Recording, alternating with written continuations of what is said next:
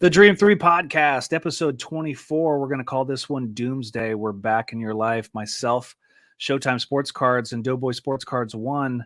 Neil, we had a great weekend of football. We have a lot of card stuff to talk about. First off, let's thank our sponsors. As always, Slab Saver, protectyourslabs.com. If you use code DREAM3, you're going to get 10% off your order. Graded Card Solutions, that's gradedship.com. Use code DREAM15 to get 15% off your order because you know you don't trust the postal service to ship your cards. Make sure they're packaged properly. Not a chance. Finally, Prospect Cards, www.prospect.cards. If you're worried about those eBay fees, 12, 13%, use code DREAM3. You're going to get a 0% seller fee for 2 months. And then after that, it's only going to go up to like 2%. And finally, Nation Golf. If you like the classic golf wear, visit our friends at Nation Golf Company. That's nationgolfco.com. So we had a great week of football, a great weekend of football, best playoff games we've seen in a long time. We had, some major card news and not in the good portions. We had great stuff off of PWCC auctions. We had a bunch of stuff, but we have a special guest for this episode, and a guy that we've tagged into a bunch of stuff. He's got a great following. If you follow him on Instagram, it's Retro.Booming. He's got 67,000 followers. He is the bar stool of the sports card market. I want to welcome our friend Jimmy to the stream. Jimmy, thanks for coming on, man. Hey guys, how you doing?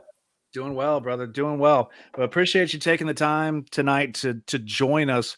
For those who are not familiar with you or follow you on your Instagram, kind of give the background story for our listeners of, how you started off in the card game or the sports game and worked your way to where you are now. Like, what's your first recollection of cards? Who do you PC, et cetera, et cetera? Sure. Well, I started, pretty much full time about 3 years ago. Just kind of, probably about a year or a little less before kind of the boom took place and before the pandemic there. So thankfully I got in, a little bit before things kind of took off and some things reached kind of astronomical prices. But so that kind of got my foot in the door. And then, I fell in love with it. I've always been a sports, guy growing up. I always played sports and I actually coached basketball too. So I've always had a background, whether it's been playing or in the coaching realm. I've always been involved with it. So when I was able to, move this into, kind of my full-time gig and be able to combine business and sports and incorporate both has kind of been, a dream come true for me. So that's kind of how I got started. And then as far as, I kind of just like everyone else, it's been a learning curve. When I first got into it, I had some knowledge of card collecting and investing. And then, the first, 5, 6, 8 months, I really spent a lot of time just diving full in, listening to a lot of, different podcasts, reading a lot, and just kind of getting myself in tune with the current market and the current, hobby and what was going on. And so thankfully I didn't really make any,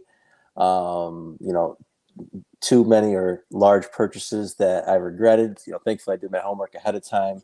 But I've just been able to really have fun with it. I try and take it not too serious as far as, if you follow me and some of the content that I put out, I just try and keep it light. And because like, obviously, like we'll get into later on, like the hobby can be, pretty serious and can get kind of like grim at some point. So when I'm able to kind of keep things light and just make people laugh, I try and do that. So I try and keep things fun as far as, interactive, whether it's sports or movies or, kind of current pop culture. It's just kind of fun to, engage people in different ways that maybe aren't exactly sports card related.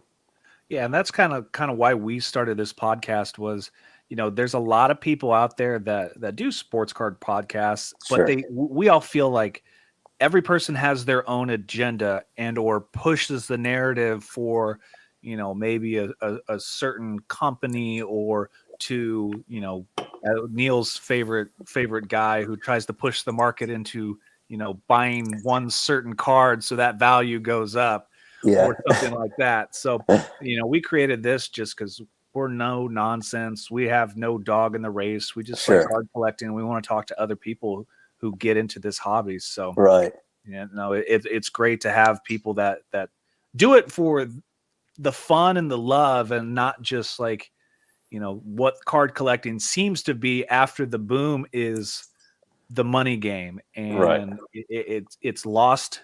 It hasn't fully lost its luster, but a lot of people are getting turned the wrong way than Sure. from when we started. Right. Jimmy, were you ever in the shoe game at all before this? I never really got into it as far as like, the kids waiting outside of Foot Locker or finish line waiting for releases and things like that. I never really spent a lot of time on it. So like, I know a lot of the guys, transferred kind of from, whether it was flipping sneakers beforehand and kind of have moved themselves into, cards, whether that be because shoes were, starting to get harder to get, kind of like how, sports cards have become harder to get, just like that.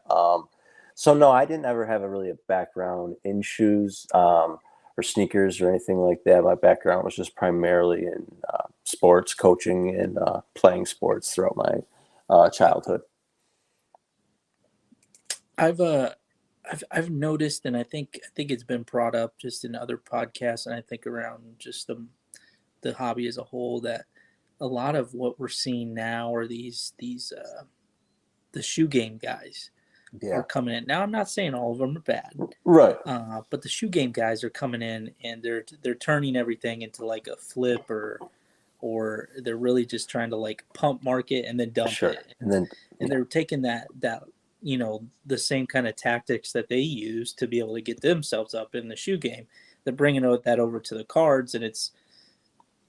I don't want to say the cards are better as a collectability and like true collectors, because I respect that there are true collectors in the shoe game. Sure. But it seems like it's kind of like it was the in thing to do, and now the in thing to do is to come and do cards, and it's I think it's brought us to what we've seen probably in the last, I don't know, 2 months, just over and over again. You got people who back out of deals, or people who like will commit to something, and then all of a sudden they'll be like, nah, dude, someone offered me more over the weekend and I'm going to take that offer. Or you see Backyard Breaks doing a giveaway, and then they pull the kaboom off, and they're like, no, we ain't giving that away. Right, yeah, exactly. And Marx Cards is $1 million of debt to PSA. And, and he's supposed to be doing good by being able to drop off subs to PSA directly. Yeah, right. And it's just, I brought this up to Caleb. I was like, are we at the point where like every person who's coming to the hobby, influencers and whatnot, or is Vegas Dave going to be right? Right. Like because let's be honest, Vegas Dave's a clown, but at the same time, like you look at some of the things that go on recently, and you're like, what's going to happen from here on? Right. Because I mean, the hobby was in a good place, literally a year from now. It was starting to really just pick up. Yep. And now I don't want to say it's stagnant, because there are areas that improve. I think if you look across the board at, what happened this past weekend in the NFL, like, Evan McPherson is selling for $250 for a mosaic card. Right. And like Joe Burrow is going through the roof. So Gabrielle Davis's cards are going hand over fist on eBay right now. Yeah. Right. Like there's definitely movement now, but it's almost like money is very hard to come by. So when money's hard to come by, mostly because of the downturn in the last year. Sure. It's tough to move stuff and it's tough to move into stuff. Right. No, I totally agree. But I mean, I don't know. Doomsday, do I really think so? No, I don't.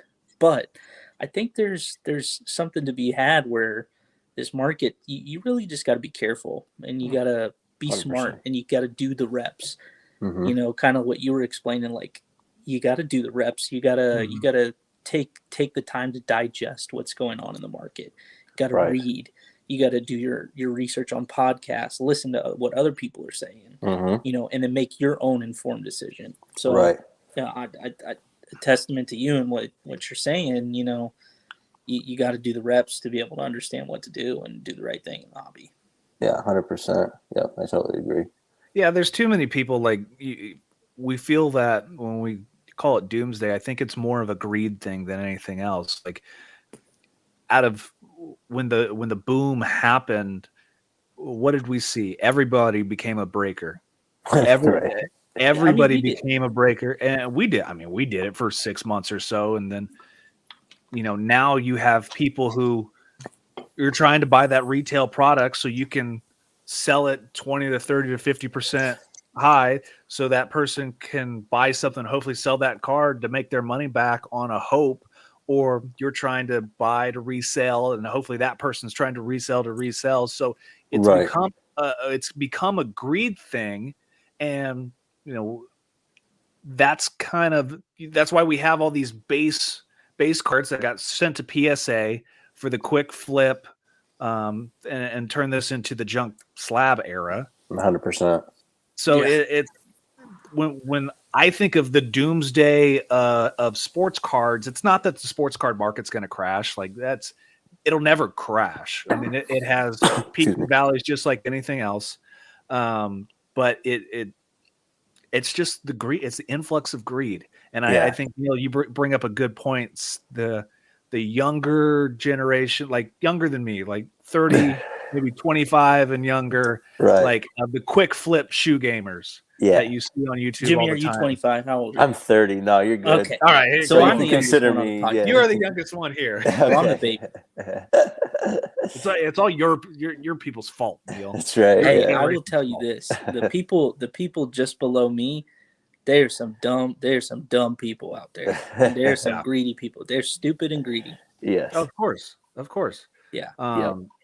So hopefully we see a change. Let's kind of jump into that Marx Cards thing, Neil. If you kind of would explain to people who haven't heard about it, who Marx Cards is, what happened with PSA, and kind of some of the people that it affected and had to come out and put statements of their side of the story. So, Jimmy, did you follow this? Have you followed this at all? Yeah, I mean, I'm sure you guys are more in tune with it than I am. I've just been kind of, following along from, what I see and, people's stories and whatnot. I mean, just from the basic rundown from what I've come to understand is that basically he was having people pay up front, right, for PSA subs. So they'd send him the money, send him the cards, and then he would drop the cards off. And then obviously, like PSA, they're not going to charge until those grades pop. So he was using the money. Well, we ended up finding out that he was using the money allegedly to buy his card shop, essentially, or use the funds not for grading fees and use them for something else. And now these cards are popping, if you want to say, as far as on the grade reports, and they're becoming ready. And so they're time to pay, and he doesn't have the money to pay. And now he's claiming that he's going to file bankruptcy. And so now I know Card Collector 2 had cards, that he was subbing through him. And so now I just know it's a big mess right now that they're trying to straighten out between PSA and Marx Cards. And now everyone who submitted cards hopefully can get them back. So, yeah. No, I think you hit the nail on the head. I don't have anything more to add to that.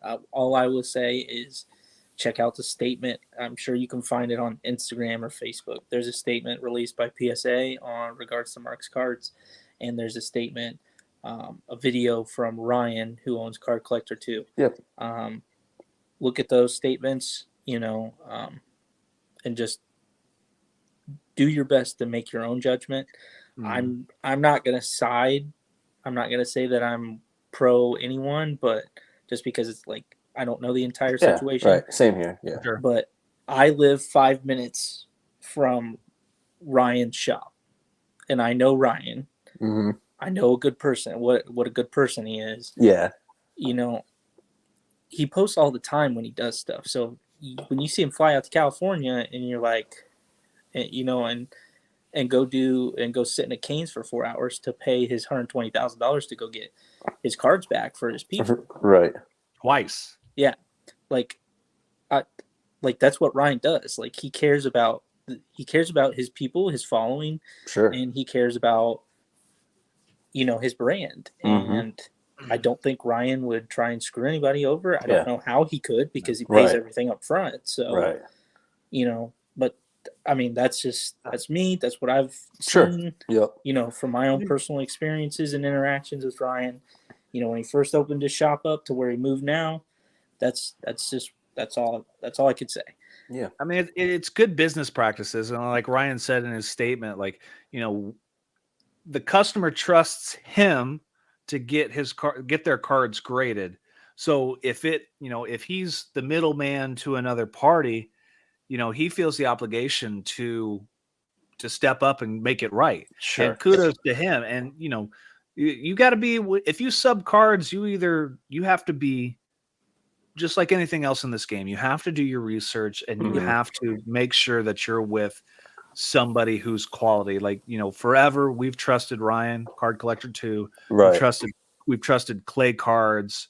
You know, we're very picky on who subs our stuff, but high quality, you know, people that do that, get on a plane, go pay another $120,000 out of the profit of his own shop to help get his customers' cards back. Like that's what a real businessman does. That's not a knock against Marx Cards because you know who knows what happened, this and that. So you know, but that's, as a business person, that's what you do to take care of your customers. And even though you have to pay, you know, you're paying $240,000 total, in the long run, because of what you've done, the customer is going to take care of you for what they did to him. 100%. Yeah, 100%. I mean, I grew up, you know, my family owned different businesses and restaurants, and it's the same thing. I mean, like, you know, there's times as a business owner where, you know, that's part of the risk that you're taking. And same thing, it's like even if you are the middleman, you know, you kind of got to know, I guess, you know, who you're associating. Not saying, like you said, that like Marx Cards is a bad guy. I don't know him at all, honestly. So, you know, I just know a lot of people in this hobby over the last year, 2 years have over leveraged themselves. And I just think he kind of fell victim to, you know, kind of, you know, those decision making. Then, unfortunately, it wasn't just, you know, that decision isn't just affecting him. It's now affecting a lot of other people. So that's just, I guess, the biggest unfortunate thing, you know. Yeah, in the end, I just hope everybody gets cards back. Yeah, exactly. At least graded, you know, of some sort. And if at the end of the day, worst case scenario, hopefully at least the people get the right cards back. Like, get your base Kobe White 9s out of the PSA pop, please. Backlog, right? Yeah. Seriously. Thanks to people like that who are my Darius Garland from 2019. No, so, but I think another thing, you know, Marx Cards, because they were putting the money allegedly back into a sports card shop, and I think over the last year, how many sports card shops like brick and mortar have popped up? I mean, you too many. Like before the boom, think about it, Neil. How many could you name in Indianapolis? I could name two. That's it. Now there's like 5 or 6. Yeah, there's 5 or 6 in Indianapolis. There's like, I think there's like 3 or 4 in Columbus. And these guys are just, except for one's a breaker, and the rest are normal brick and mortar. Does that help or hurt the hobby long term?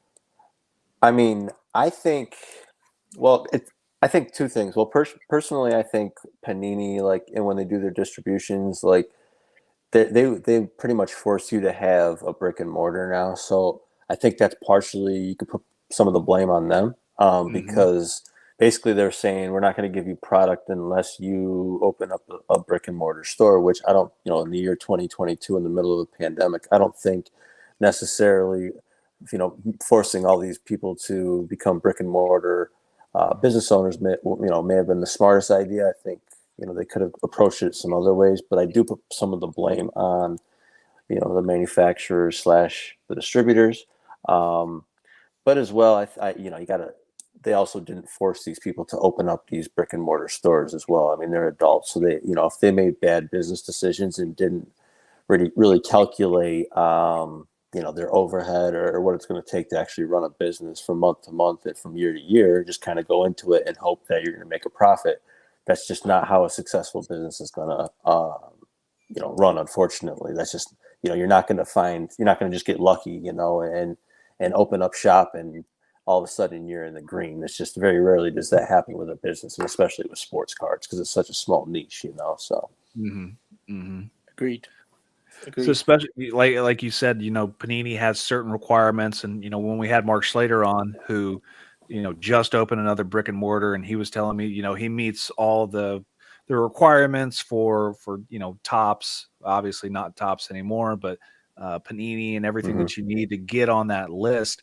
Now with basically everybody in Panini's next going to go to Fanatics, how do you think that's going to change the game long term? Do you think Fanatics is going to keep that same style of you need to have this, and this to get leverage on our products, or do we think the game's going to change with Fanatics coming in? See, I don't think Fanatics kind of has that mindset of the brick and mortar, just because of so much of what they do right now with their online marketplace, as far as licensed fan gear, licensed pretty much everything you can name of they have on their website. So they've really created a really successful distribution chain without having to force people into like a brick and mortar scenario. So they're able to distribute these large amount of products and large categories of products basically on their websites using different drops and different methods. So they already have like the technical infrastructure set up. So I think what you're going to see them do is just do a lot of these releases right online. And they may do some of like obviously the private allocations to brick and mortars, but I think also if they were smart, they would open it up to not just brick and mortars, but I think people that maybe want to just run like their online breaking business or whatever it is. But I just personally think Fanatics is going to change it and maybe update their marketing and distribution method a little bit, as far as like what they go about as far as how they distribute the products. I couldn't agree more. I think Fanatics as a whole is such a successful business. I'm sure whatever logistical things, they will get that down, and that won't be an issue for them. And they'll probably end up being a one-stop shop, buying, grading, because I believe they already have their own slabs. Yeah, I've seen them didn't they acquire a grading company? I'm not sure if they acquired a grading company, but like I've seen, like they do kind of have their own slabs. Like I know like for some of their like it's not graded, but it's like their own plastic encasing, and then like on the top where like the PSA like authentication. Label. It's basically just says like their label and like Fanatics on top. So I have seen those, but I could definitely see them kind of turning it into like a one-stop shop, like you said, almost have the open like first sale market, and then have the ability to grade right there. And then I've heard the possibilities of them even having their own like secondary marketplace right on there as well. Yep. But so I don't know, we'll see what happens, but they're pretty smart. I mean like Josh Luber, who started StockX, I mean he's the head of the card division there for Fanatics, so he's a smart individual as far as how to be updated on product releases, and how to make that not such a chunky process, make it smooth, and so people can get products that want the products and not have to wait months to get the product. Just bring back Top Scrum basketball and football. That's all I ask. Right. After that, I could care about. Yeah, that'd be sweet. So it'd be interesting to see what happens for sure. It will be. So Neil, we had a big kind of auction weekend from PWCC and had some big card numbers, especially with NFL playoff weekend. We even had some basketball cards that hit some high numbers. So kind of what did we see this weekend that was pretty amazing? Jimmy, I'll ask, did you bid on anything? I did not. What are you collecting right now? Or Me? do you collect right now? It changes, so often, but like, so many other people, I guess my what I've collected and what I've started to invest in has obviously changed over time as kind of the market's changed. So right now, like I'm kind of focusing on like a lot of the like vintage goats, like Jordan vintage, but like Jordan rookies, even like things like that. I think are at a decent price point right now. Where I know it's kind of boring, but like the Fleer stickers, I think are good underpriced right now, or as far as good buys. I mean, they could still go lower, but as far as like what I'm kind of focusing on, I think those are solid buys, like PSA 8s or like BGS, excuse me, 8.5s or BGS 9s even, I think are good buys right now. Yeah. Just because of like how clean some of those BGS 8.5s and BGS 9s are, and being so close to like 9.5s too. Some of them have the chance you could resubmit and hope for one of them or two of them to bump in like a GCR graded card review or something like that. So, but I think just long term, I'm kind of focusing more on my collection and like my investment kind of quote unquote portfolio into more of like the proven guys. I never really got into like prospecting like hardcore. Like I was never a bull collector or anyone like that. But like I definitely went after like a lot of like when I first got into it, like Luca prisms, Jaw prisms. But I've kind of fluctuated now into much more of like the vintage and like the guys that have already proven themselves. And I'm starting to collect like LeBron Topps Chrome, like PSA 9 and like BGS 9.5s are kind of I think at a good price point right now. They're pretty low. So, I mean, someone like him who doesn't have he always has attention on him, but right now they're kind of down. So, just like how people are in the sports world, it's what have you done for me lately? But they're the type of team where LeBron can get healthy and the team can get healthy and they can catch a run. And it's like, then all of a sudden his prices are right back up. So, with him, it's not as much prospecting. He's much more of a proven guy. He's been in the league for so long. He's won championships, MVPs. It's like, they could have a miserable rest of the season and it might hurt his short-term value. But I think eventually his stuff goes back up, just kind of like what Kobe's and Jordan's stuff has done too over time. Yeah, I think unquestionably LeBron is at worst number 2 all time, I think. And people will argue 1 or 2 with Michael, and that'll go on for the rest of time until all the Michael Jordan nut huggers decide to die, which will be soon. So don't worry about them. Are you on Team Jordan? See, I'm Team Jordan, but I'm also, I'm not a LeBron hater either. Where it's like I can appreciate that. It seems like everybody who's a Jordan nut hugger is like complete LeBron. Like is even a like average player, and I'm just like, you guys are just delusional.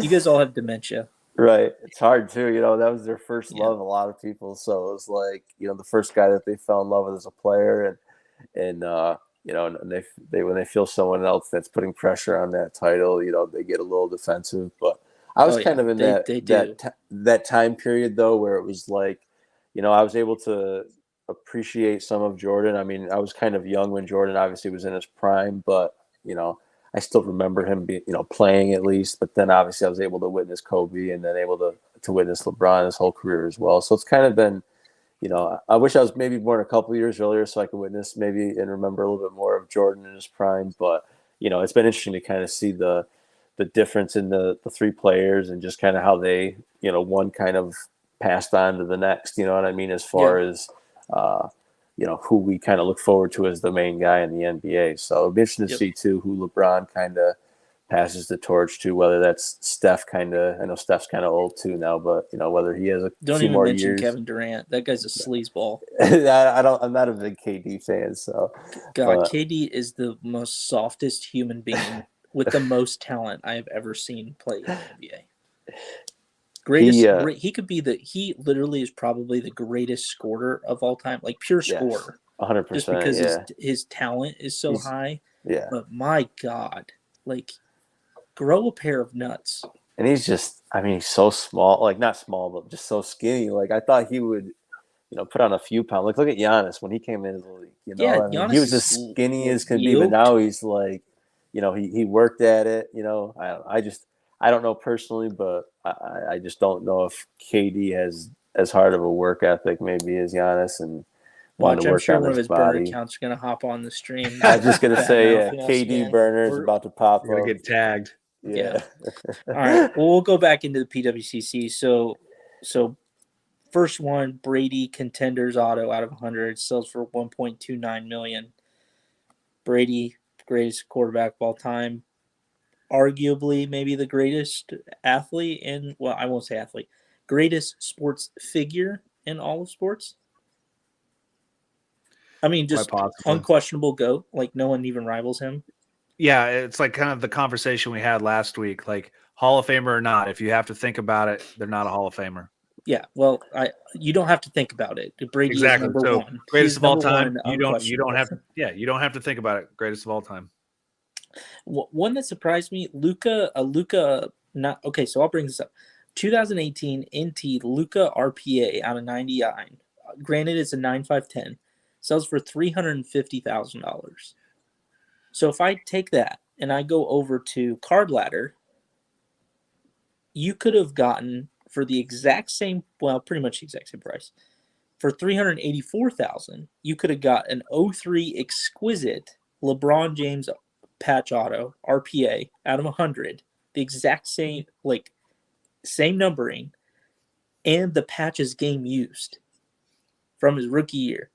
And you're telling me you could get that for pretty much the same price? And you're See, gonna that's bet what's on wrong Luka. right now. Yeah. That's ridiculous. Because it's like we've said, like Luka's not going to win a championship. No, Not on the Mavericks. I would say not in Dallas. Not in no. Dallas. Mark Cuban likes his money too much. I don't know, they've had I feel like plenty of chances too where they Yes. could have gotten other guys or tried to at least start to rebuild around them, and they just swap guys out. I feel like, it's like they'll trade someone and it's like, did that really help the team, or did you pretty much just replace that guy with someone else that has a different last name and a different number, basically? So then, Jimmy, since you're a basketball guy, Neil, I'll pause you for a second. Since you're a basketball guy, what is your take on this whole the Zion situation? Because he was the most hyped player of all time, and now he's an ice cream man. And who knows? Will he ever play basketball again? Is that hype real? Like, right. he basically destroyed the card market, and then he's got 20,000 PSA 10 base cards. Right. So it's like, it's tough. I mean, I thought a lot of it was just like, naysayers kind of just talking about, his injuries and whatnot. And then when he didn't come back after this last stint there, where they basically just ruled him out of like doing any type of activity or whatnot, that kind of was the first time I was really like, I don't really have any like high end Zion myself. I never really like got on the Zion train just because, I just never was that confident. I was just more of like a Luka or a Ja guy, just because if I'm in a prospect, quote unquote, those are just two guys I kind of believe in more than obviously Zion at this point. So thankfully I never really invested too much in him, but I mean, it's just scary. Someone as young as him, and when they just shut him down like that, it's like that's the type of thing where he was injured how much of last season, or the year before, and it's like he played how many games. And so I don't know. It's just, if you look at the amount of games that he's been available to play since he's been in the league, it's just pretty scary. And the fact that his weight hasn't really gone down at all, and if anything, he's put on weight. And so that's the other thing. It's like, if he's putting on weight, it's obviously going to be much worse as far as for his injuries go, recovery. So, I mean, I feel bad for the guys that spent, 5-6 figures on Zion, especially if you look at him, at Duke, and you watch some of those highlights, it's just like, you can't believe how much bigger he is now. I mean, he really is. Like, you thought he was big back then, but like, you look at him now and he's just like, I don't know. So, I mean, I hope that he's not a Greg Oden or whoever you want to call him, or someone that just, ends up being a flop. Because if you look at the way he played in college, like, he was just so electrifying. Like, every time he got the ball, you were just like, what's he going to dunk, or how's he going to, so you just kind of wish, because the NBA would be so much better if they had a player like that. You know what I mean? Like, they need a Zion. They do. It's LeBron. Yeah. Well, yeah, I know. I mean, LeBron's going to retire eventually, right? So No, he's not. LeBron and Brady are going until they're both dead. Right. No, I agree. But there's got to be someone. I think Luka's great, but Luka's, plays a certain way, and he's fun to watch. But Zion just had a different explosiveness. Your boy Ja is fun to watch. I mean, he I put agree. his nuts in Kevin Love's face and sent him back into counseling. Like, it was bad. Like, he has mental health issues. He does now after seeing that happen. After seeing that, right? No, I agree. Ja is fun to watch. Ja's super explosive, and I don't know. He plays with the chip on his shoulder, and he plays so hard. He's a better version of Westbrook, in my opinion. And just much younger. So I think he's got the explosiveness, but he's also just more skilled in my opinion. Pelicans might as well just trade Zion to the Knicks so he can go be with Cam Reddish and just hang out. RJ. Right. Just be with the Duke trio. Zion has two things on Zion. Number one, him and the Pillsbury Doughboy both weigh over 350 pounds. True. Number two, they both do not currently play in the NBA. Also true. Very true. And that might be forever what happens to Zion. You know what? Yeah. Maybe the Pelicans should just trade for the Pillsbury Doughboy, because right now that guy has more athleticism than Zion does. I know. I just can't believe it. I really thought that. I don't know. I mean, his career's not over. I mean, you hope it's not, but you just hope he can come back and at least do something in the NBA. I mean, the NBA, I think. Yeah, eat donuts on the sideline. Right. Hot dog eating contest. At least do something. Do something, right? I don't know. Yeah. And that commercial he had, I don't know if you saw that commercial the Mountain Dew commercial where he was like eating Doritos on the couch, drinking Mountain Dew. I'm like, what a terrible commercial for him to be doing right then. He's like in this big, he looked terrible, and he's in this big, bulky sweatsuit, and I'm like, it's just a bad look for the guy, so. He reminds me of Dwight Goodman from Dodgeball, right after he loses. Oh, he does, right? Yeah. Pounding fried chicken on a couch. Right. Okay, all right. A couple other ones. Josh Allen, $240,000 for a logo 101 Bills logo. I think that's a pretty strong sale for a guy that literally is carrying the entire Buffalo Bills world on his back. Right. I feel bad for that guy. I mean, he is killing it. I mean, I live out in Western New York, so I live like 45 minutes from Buffalo, and it's just like people are so sad right now. I mean, are they all jumping through tables again? Dude, it's like, I mean, they're so sad. I mean, originally I'm a Cowboys fan, but as I've gotten older, I've turned more into a Bills fan. Hey, Dak for president. Isn't that right, Caleb? Right. Just because, it's kind of the local team, but I don't know. They're definitely going through it right now, so I feel bad for him, especially Josh Allen. I mean, he couldn't have played much better than what he did. So yeah, and that defense was just atrocious. I mean, yes, giving up 50 yards in 13 seconds, is bad, just heartbreaking. It's like bad. Come on, but that's the game. You know? So all right, couple more. So this one got me. 2003 Topps Chrome Refractor LeBron.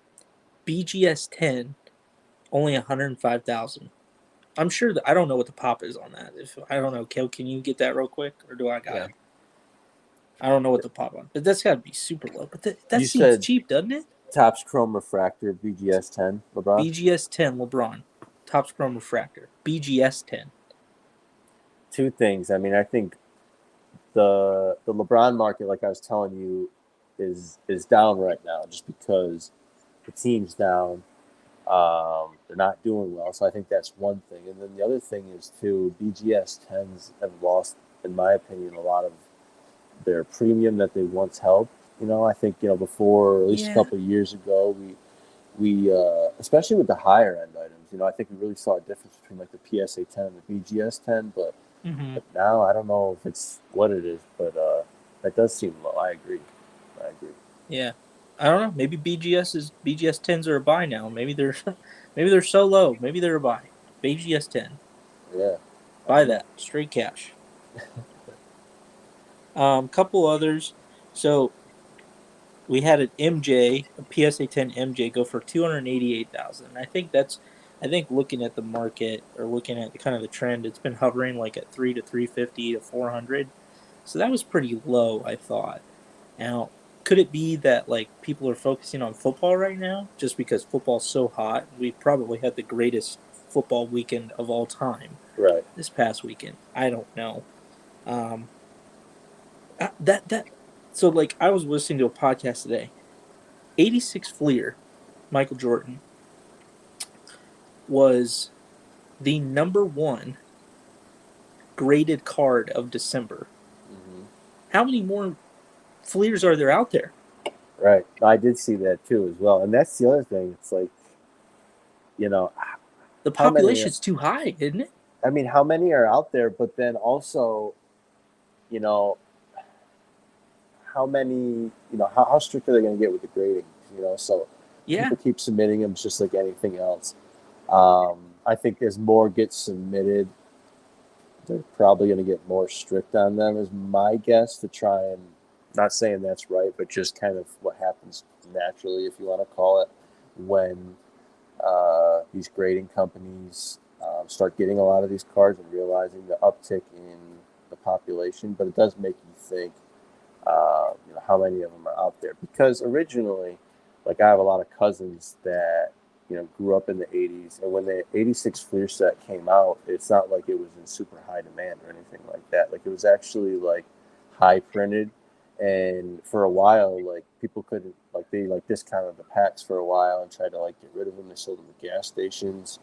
And then, obviously, when Jordan kind of solidified himself, then obviously that stuff started to become more and more valuable, because that was, quote unquote, his rookie card, his first licensed card, if you want to call it. But so, I don't know. So I think a lot of those people are going back in their collections and maybe they're finding their old Jordans, realizing that they had them, and submitting them. But it's like you said, how many are out there? It's like, how many people are going in their closets and realizing they have 86 Fleer Jordans that they haven't graded before. You know what I mean? It's like, Yeah.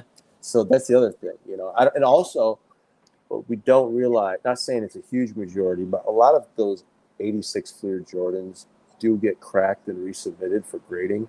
Yeah. So I think we are seeing a lot of, like, going back and forth between, like, BGS 8s that think they should be better, you know what I mean, and stuff like that.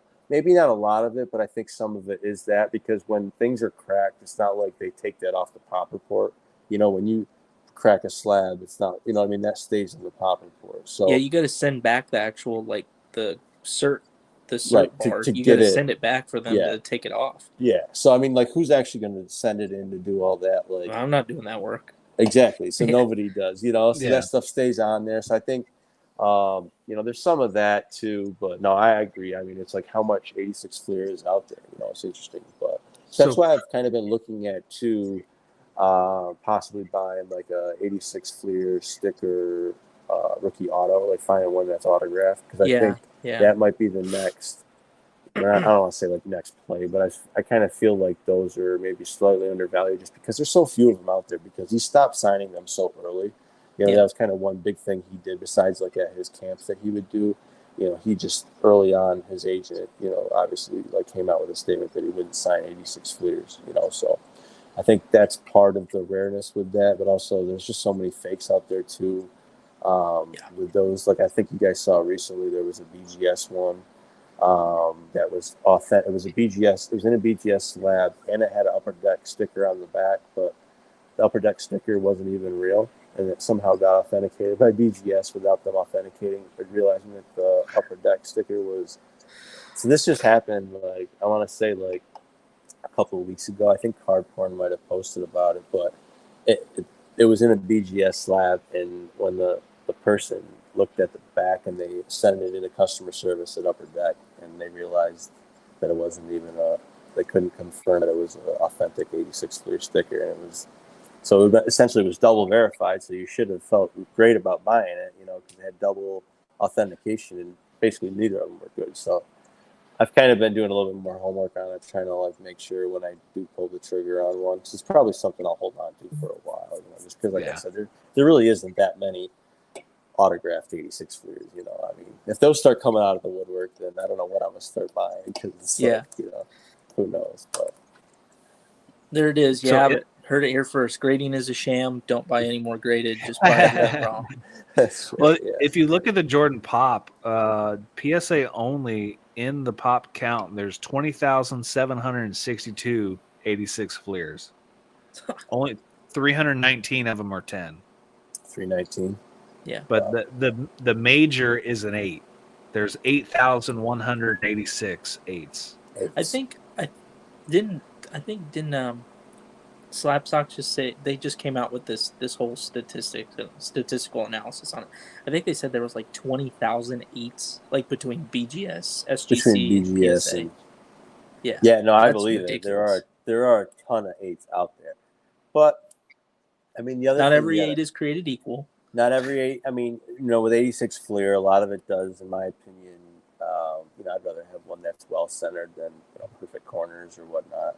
That's just my personal opinion. If I'm gonna if I had the choice between two different 8s, but it comes down to demand too. I mean, Jordan is so popular, and I mean, it is one of either that or the Mickey Mantle, I would say, or Hannes Wagner is probably like the 2 or 3 most identifiable cards. I would say for people that aren't card collectors or like investors or whatever you want to call it, like people that see those cards, they know that that's a Jordan rookie or that's a Mickey Mantle. So I guess that's the one thing I think that has going for it, where Jordan is such a global figure, and I mean, he really hasn't. Jordan stuff is just so collectible, whether it's his sneakers, his apparel. He's just done such a good job with his brand. Where I don't know. I feel like even if I don't know how long that population is going to continue to rise. I think right now it's continuing to rise just because there's such a boom right now. But I think it will slow down. I mean, if it doesn't, who knows? But that's just my personal opinion. Yep. All right. Let's switch gears. Football. This past weekend. What are your thoughts and takeaways? I should have bet on all the away teams, except for the Chiefs, obviously. But no, it was a great weekend of football. You're going to have everybody complain about overtime rules. But could you ask for better games? I think every game was decided by a score, which is what you want. Right. All happened on the last play of the game. All happened on the last play of the game. Like, man, that's the football you dream of. Like, now, I want to jump ahead a little bit. Who's going to the Super Bowl? And we'll go KC, Cincinnati first. Can Joe Burrows not get sacked 87 times so he can throw some touchdowns? Like, when you throw a 20-yard out, you need some time to like drop back and throw the ball. But when you have just trash cans of offensive linemen blocking for you, it's going to be tough. Very heavy trash cans. If Chris Jones is on, and that seems like the problem with KC's defense. If Chris Jones doesn't play well, the defense doesn't play well because there's not very many other names. You could throw Tyrann Mathieu, but he's kind of a 50-50 hit or miss. Well, he's out, isn't he? Is he? He left the game, didn't he? Did he? Left the Chiefs game. I don't know what the injury is, but I'm pretty sure he left the game. I'm on that. You guys keep going. I'm on it. All right. But go ahead, Jimmy. What do you think? I mean, from my recollection and from my memory, I think this weekend, was probably the best weekend of football, playoff football that I can remember, just from beginning to end, pretty much. I know the Bucs game for the majority of it, wasn't super close, but I mean, when Brady's your quarterback, I never really doubted or just thought that, they had no chance of winning, So, in my opinion, it was one of the best, weekends of football that I can remember. I think, like you said, if Burrow's going to be successful this next weekend, his line's got to help him out a little bit. He just gets, sacked so much, and it's just like abused. And it's just like Deshaun Watson style. He gets abused. Literally, and it's like the more you guys know, the more you put your quarterback in jeopardy like that. Every time you're putting him at risk of getting injured, and it's like Burrow goes down, and then what? It's like you got to protect your quarterback. So that's huge. I mean, if I was the coaching staff, I don't know how much you could fix that in a week. I mean, you should have been trying to work on that all season, but that's got to be the focus this week, right? Protect your quarterback, give him some time to at least make a play, because if he's got to scramble and you're not really letting him use his skills to hit the best of his ability when you're forcing him to either scramble or you're sacking him every other play, or you're forcing him into a rush decision every single time. And so, but I'd like to see it happen. They're kind of the underdog, but I think they could do it. The way he's playing, the way the team's playing, but that's definitely obviously got to be a focus there for them. Yeah. All right. Tyrann Mathieu out with a concussion. I would assume he's probably back for the championship game. So we'll see. We'll see on that. I would say if you're the Bengals watching Josh Allen carve up the defense, you got to be pretty confident with your wide receiving core and running back. Right. Like, if you have a half a second to get the ball to Jamar Chase, he's probably just going to run for another touchdown, because that's what he did in the first time they played. You have Jamar Chase, who is the playmaker. T. Higgins needs to get rid of the drops. Like, he had, 2 or 3 drops in key situations this past weekend. Joe Mixon can run the ball, but the biggest thing is going to be the offensive line situation. You might have to switch it up and play 2 tight ends and keep the tight ends to block or chip or do something like that. Or even if you run the tight ends off, they're going to have to chip a defensive end to buy some time. So I think that's fine, because the strength is not necessarily the tight end of the Bengals. That's the wide receiving core. So send him, keep him in and chip a little bit. Maybe give you a little extra second. The game is probably going to be a quick game, and like I said, T. Higgins is going to have to be the one that steps up. Yeah, I agree. Either that or resurrect Tyler Boyd from the grave, something. Yeah, I agree on that. I think Chad Ochocinco's ready to come in at any point. He's still open. Still free agent. Still free agent, still open. Open. So on the other side, let's go ahead and talk about your Rams, because that's what you want to do. I will say I was about ready to jump off the ledge of my loft right now with about 2 minutes left in the game. But Cooper Kupp should be the MVP of the NFL this year. How do you let Cooper Kupp run past you in cover 2 man? Hey, when in history are you ever going to key on the white guy as a wide receiver? When he's leading the NFL in touchdowns and receptions, I'm putting 2 people on him. Yeah, well, especially in a play like that too. It's just right down the seam. Right. That's the worst part. Is like the safety's just like, well, I let him run by and then realized I'm the safety. I need to go chase him. There's no one else back. Yeah, it's like that. Did you? So I read an article on this that it just came out. Obviously, I follow everything on the Rams, so it was a post game interview. The play was actually not designed for Cooper Kupp. Cooper Kupp was supposed to draw them up so that way they could get underneath. Mm-hmm. So he was actually the decoy. It just so happens that when the safety comes up, they knew it was the decoy, so they thought it was the decoy too. So they just let him go, and then he just Matthew Stafford just dropped a dime. It's a good read by Stafford. If you see the safety biting up, if you can get it over the top, there's he already had him. Yeah, he already was in front of that safety, so he just had to lead him, and he knew he was good. So. Yeah. So tough way for Brady to go out. Do you think that's Brady's last game, or do you think he's going to come back? Last night I didn't think so, but I'm hearing all these reports now where supposedly he's kind of thinking about that. But I don't know. I thought if he won this year, maybe he would go out. Obviously, winning back to back, that was kind of my guess.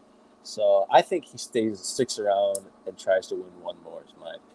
But I mean, if I would be surprised personally if he does retire this offseason. I think Rodgers retires before Brady does, right? Yeah, now. I do too. I agree. Yes. like, what do you do if you're Aaron Rodgers? Let me just start off by saying I was the happiest person in the world. I didn't even care who won on Sunday when it was the Rams with us. I was just happy Rodgers.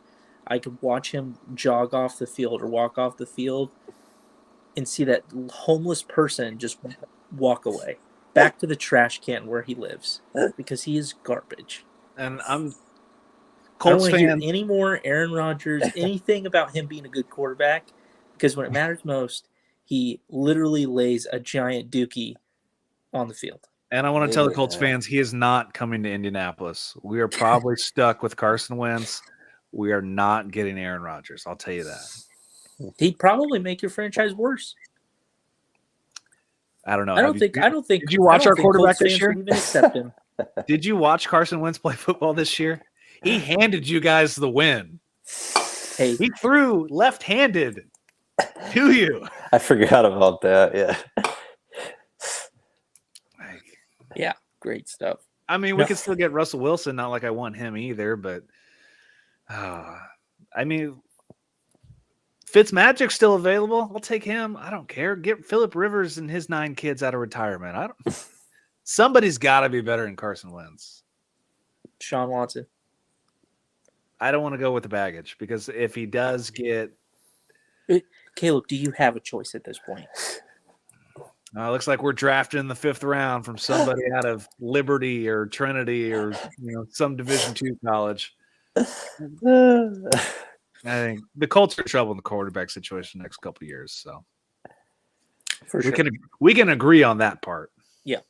I will say, as a Rams fan, the team that I did not want to see in the NFC Championship game, other than the Packers, was the San Francisco 49ers. Because I think the stats are like they've won the past 8 games against us. Really? Yeah, in a row. So, but what that says is eventually they have to lose, right? Mm-hmm. It's hard to beat. Stop Deebo Samuel. I agree. I think you just go for his knees, you take the 15 yards, you knock him out of the game, and then you play the rest, Sacrifice for one play. I was just going to say, put some bench player in there and take out guys knees. Yeah. Just aim for Deebo. Yeah. I mean, we'll gladly have Myles Garrett come back and try and take his helmet off and smash his face in. I was just going to say, yeah, try that. Pull Myles Garrett. Do something. Get him off the field. Hey, so going from football to basketball, hey, why do the Lakers suck? Oh, God. You know why they suck?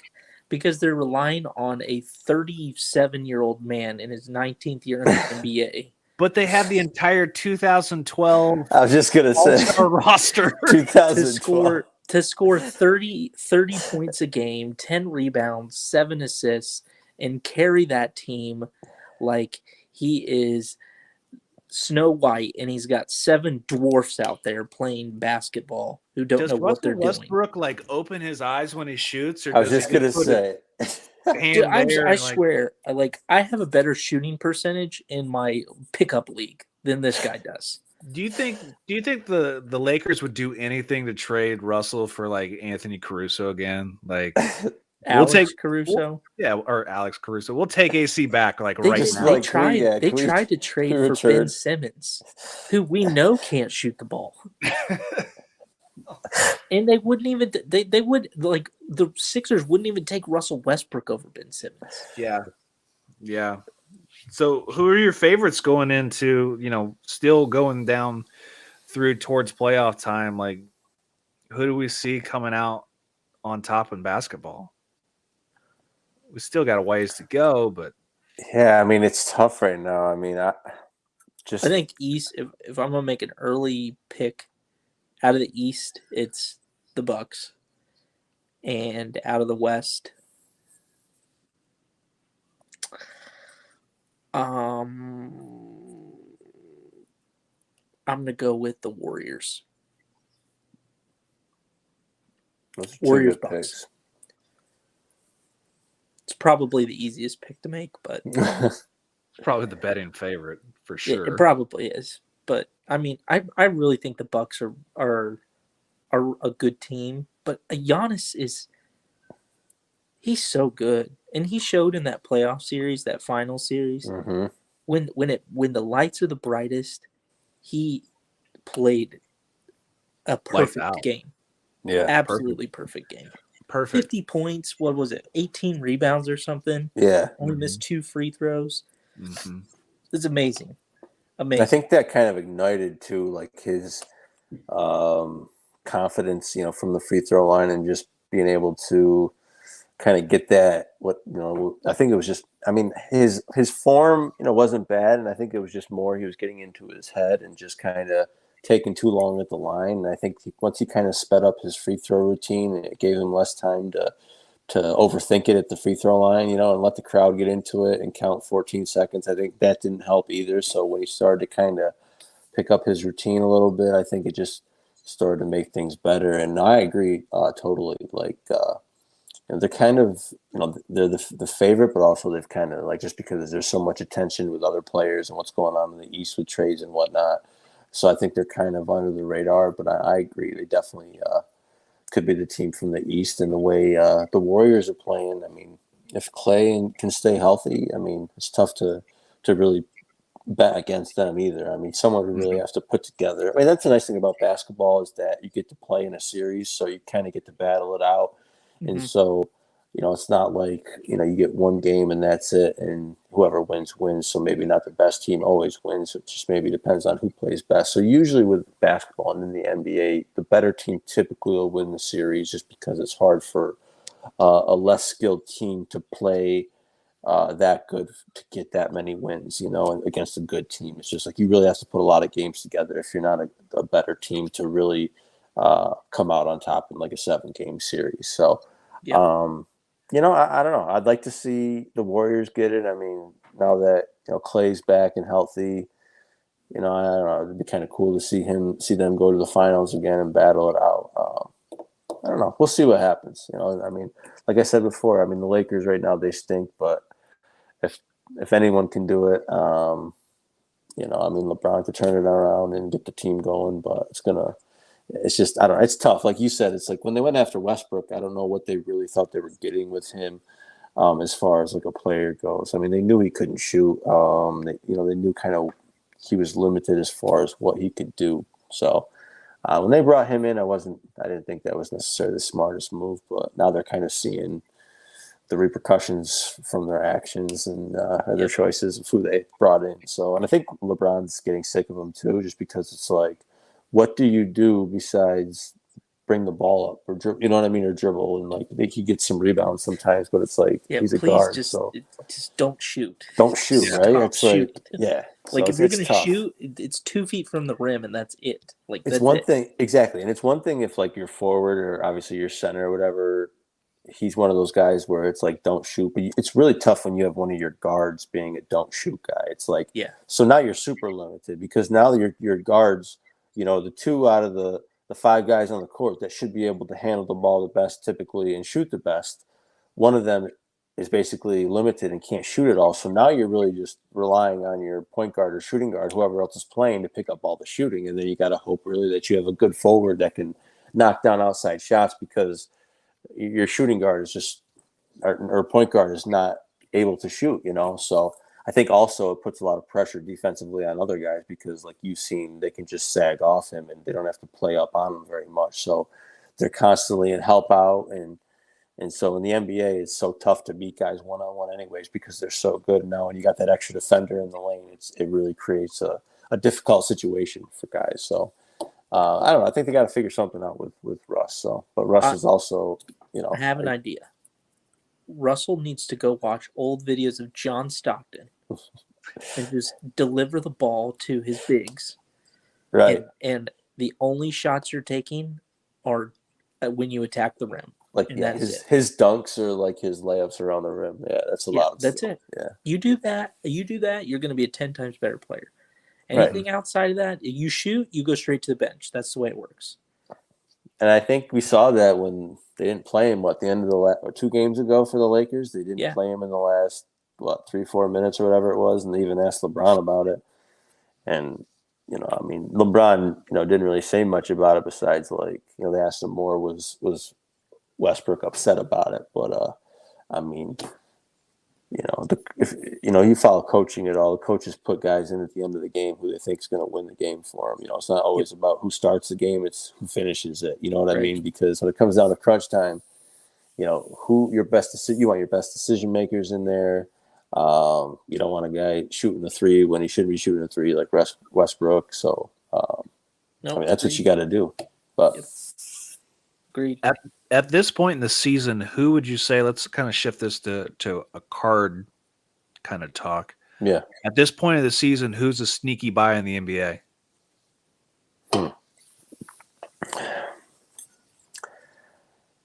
I mean, Giannis isn't a bad buy right now either. I mean, I honestly don't think he's terrible, especially if they can make a good playoff run, a good championship run. I mean, you look at a lot of his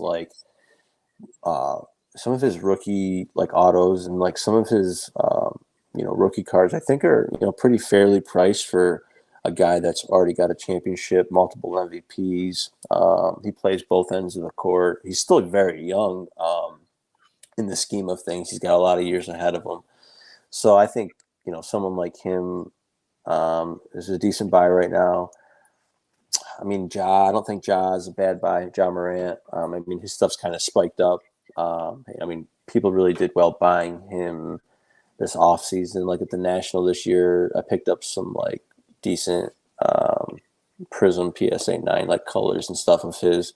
I wish I picked up more, in hindsight, because that stuff really did spike well, where his base stuff did spike a little bit, but his colored stuff is doing really well. His numbered stuff is doing really well, and I think people are realizing, they kind of correlate it with fantasy sports, So I don't really do fantasy sports, so that's kind of the way.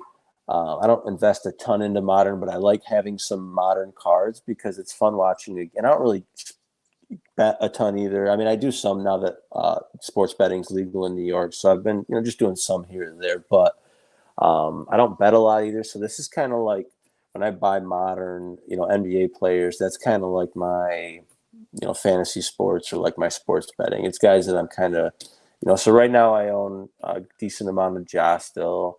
I own some Luka and then some Giannis. So those are probably the three guys that I'm kind of Curry stuff's just so expensive where it's just I stole my Currys. He's one guy where it's I wish I bought more because his tops, PSA 10s weren't that much, not that long. I mean, in hindsight, not that long ago, a year and a half ago, they were still affordable. Now they're 10, 12 grand or whatever they are in PSA 10. So it's we sold we had a PSA 7 that we tried to cross the BGS and get a bump. Mm-hmm. Ended up getting a 7.5. We bought it for 15 as a PSA 7 in November, and we flipped it for 13K in cash, and then we got a Brady Bowman Chrome True Gem. So nice. Another 12,000. So yeah, not bad. No, not at all. I mean, that's just. I mean, his stuff's just kind of gone astronomical. And if you were smart when you bought when he was injured, that was a great time to buy because it was just a matter of time for him to come back. And I mean, the way he's playing and the way he just gets people excited. I think about watching games. So I think that kind of helps improve. He's a generational player. He really talent. is. Yeah, he changed the game. And people can argue, greatness wise, however, top 10, whatever you want about Steph, but not many players have changed the game as far as he literally, changed it how it's played at every level now. I mean, if you just look at highlights from, pre-Steph Curry era, it was just a different game. I mean, guys just didn't come down and shoot the three ball like they do now. And I think he's made it much more of a inside out game where, the forwards, the big guys got to be able to handle the ball too. We have to be able to shoot a little bit and kind of become like a cross utility player, and be able to kind of have those skills. So, yeah, agreed. I sold my Currys. I said it was too high. I was like, fine. Yeah, it's and once you get to a certain point too, I mean, it's I'm waiting for Braun to take off. Right. It's like one of those things. It's way easier to sell a card on the way up than it is on the way down. You know, like when you're selling a card on the way down, it's like you're praying that the buyer that's interested in it buys it because the next day comps might be down 200, 300, $400 or whatever it is. You know, so you're a little bit more desperate when it's on its way down than when you're on your way up. I mean, and in my opinion too, when I sell a card, I don't mind if the card does go up.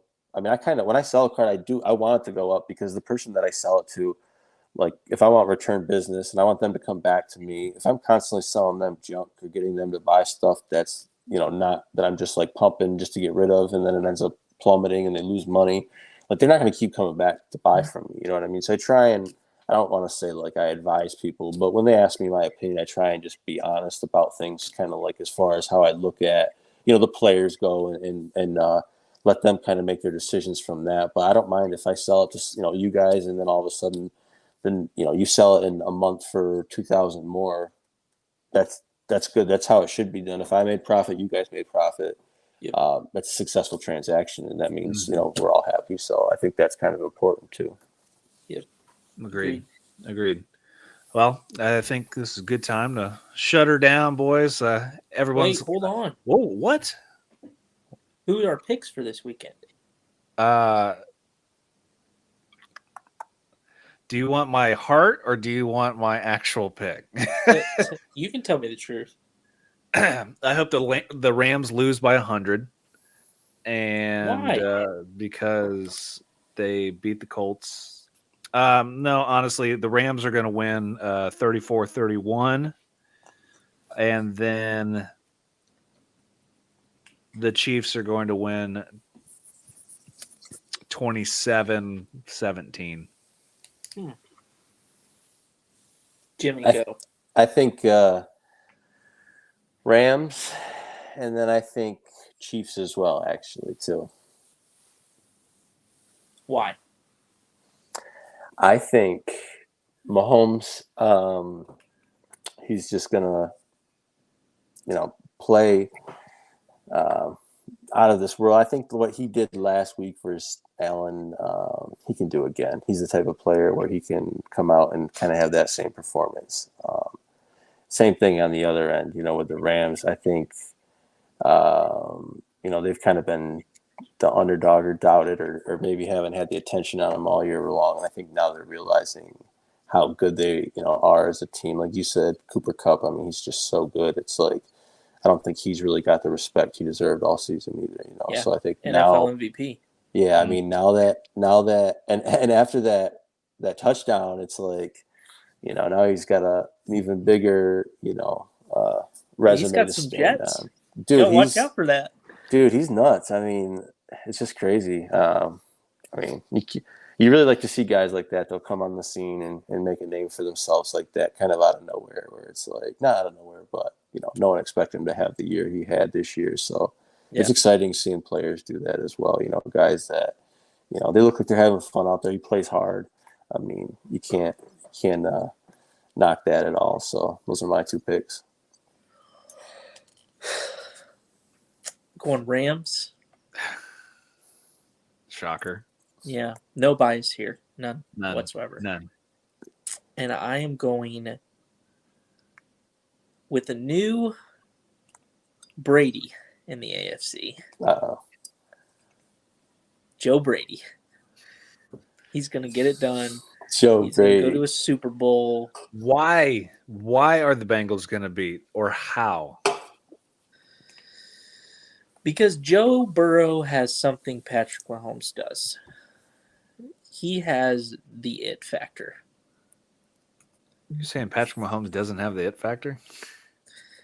Joe Brady just wins you games. Joe Patrick Brady, Mahomes, I love it. Fantastic arm. Great talent. Plays at home, looks great.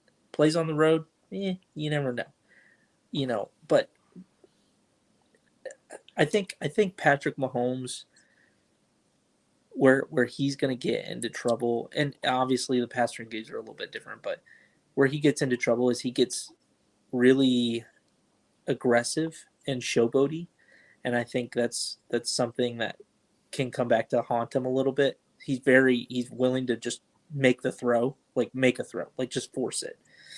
Where Joe Brady Joe Burrow is he's just got the moxie.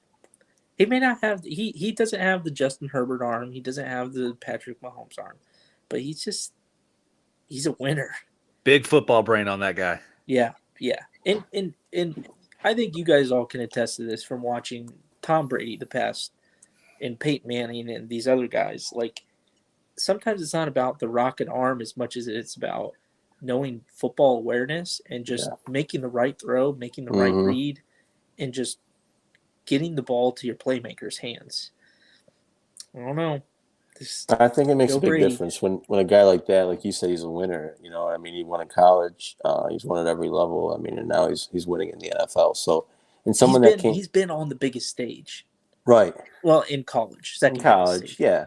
I mean, it's someone to come back from an injury like that and to persevere and to come back as quick as he did. Shows a lot about him too as well. So, yeah. No, I don't get me wrong. I'm not discrediting Patrick Mahomes and his talent. I think he's probably gonna win a few Super Bowls, and but if someone's gonna challenge him year in and year out, it's gonna be Joe Burrow. Dude just gets it done. He's very good. I'm here for it. I'm here for the Bengals being on top of the AFC North for years to come, and hopefully he continues to do what he does, man. Yeah. Plus, I just it might have a little bit of something to do with that Jackson Mahomes guy just being a total tool bag. And his fiance or whatever she is, his girlfriend, Patrick Mahomes' wife. Whatever she is. Just cool it. Like Patrick's probably behind the scenes. Like, what did I get myself into? Oh, that's the other thing I was gonna say. I mean, like, what does he do like in private? Does he like tell them like, guys, come on, like, get it together, like, just embarrassing me up there, So seriously, like, he's probably just like, when's the next time I can go to the stadium for practice because I can't stand these people anymore. Right. Yeah. And they just sit there and do TikToks on the field before the game too. Like they're just the worst. It's just like. And then Patrick Mahomes turns into Aaron Rodgers and secludes his family from they never talk ever again. Patrick Mahomes becomes the next Aaron Rodgers. We've put it together, boys. There we go. Grows out his hair. Full circle. Yeah. Homeless man. Heard it here first. Yep. Heard it here first. Yeah, for sure. That's funny. Jimmy, one final question for you before we let you go. If you had unlimited funds, what would be the one card you would want to add to your collection and never get rid of? One card I would get to my collection and never want to get rid of.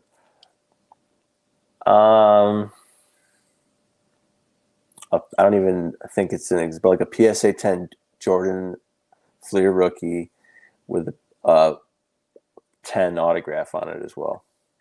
So a 10-10. Is it? I don't even know.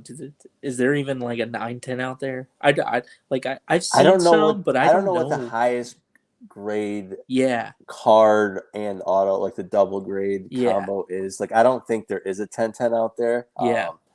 I mean, because like, the thing is, if you have the card graded or the autograph graded beforehand, and it's like, you got to send it in. And so unless you had it's so hard to get a PSA 10 card grade now, you know what I mean? So it's like I guess your best bet would have been something that they already submitted, maybe that got a 10, but it had an autograph, I don't know, like on it, but they got it just graded authentic. So I don't know. I mean, I've seen a bunch of them, like you said, like PSA 8s and like with 10 autographs. I have seen that, but I've never seen like even a 9 grade card with a 10 auto on it. But that'd be sweet though. I feel like that would be there is BGS 10 86 Fleers out there too as well, but there is. What is the pop on that? How many are there? The pop on the BGS 10, there's 319 for PSA 10. So I want to say the BGS, like, I don't even know. It's less than 100, I want to say. But I bet it's like 20. Yeah, I thought like maybe I was gonna say like 30, 28, 30, but and there's no black labels either. I do know that. So yeah. So BGS 10's the highest graded, but I don't know. I'd take a PSA 10 auto and card graded, probably, just because it's, I don't know, that stuff, that's a real grail to me, where it's like, PSA 10s, there's 319 other ones out there. But with an autograph, even the ones that maybe aren't PSA 10 card grades, I just feel like there's just such a even more low populated than, there's just so few of them out there, that are actually real and authentic. So that's what eventually, I mean, I don't think obviously the 1010 will ever happen, but my goal is to hopefully, get at least either a Fleer sticker auto of some sort, or find a nice actual 86 Fleer rookie auto grade. So that's kind of like the next venture that I'm kind of working on here in the next month or so, a couple months. We'll see if I could find one somewhere and maybe trade something, partly do part cash, or we'll see. So that's kind of what I'm looking for. There are 6 BGS 10s. 6? Okay. 6. And I want to say Gary V owns 2 of them, I think, or 3 of them. I think you're right. The BGS 10s. So he bought them early. Like, he was smart. Like, before people even talked about the PSA 10 boom, he's already scooped up all the BGS 10s that he could find. So and those haven't hit the modern auction sale since the card boom has happened. So think about that. I know. The PSA 10 skyrocketed, but a BGS 10 hasn't even seen auction yet. So, I mean, that's the other thing. If a BGS 10 Jordan rookie was to hit the auction block, I could definitely obviously see that going over $1 million, just because when's the next time that's going to come up for sale? So Never. I think guys would just spend a ton of money on it just because it's a once in a lifetime opportunity. But agreed. So, agreed. Yes, sir. Well, I think everybody's wasted another good hour and a half listening to us ramble. Jimmy, thanks for joining us. Please let everybody know where they can find you on social or check you out anywhere. Yeah, I mean, my main social media platform is Instagram. Like we said earlier, it's Retro.Booming at Instagram there. And then we're also we're on Twitter. You can follow us there. But most of what we do is on our Instagram page. We've amassed a decent following there, so we do a lot of our buying and selling and whatnot, and giveaways and stuff. We just do primarily on there. So that's our main page to find us. My name is Jimmy, and I am the owner. So if you ever have any questions at all about cards or anything, feel free to reach out. Happy to talk with you guys and help out any way I can. Awesome. Sweet. We appreciate it. Once again, I got to thank all the people that support us.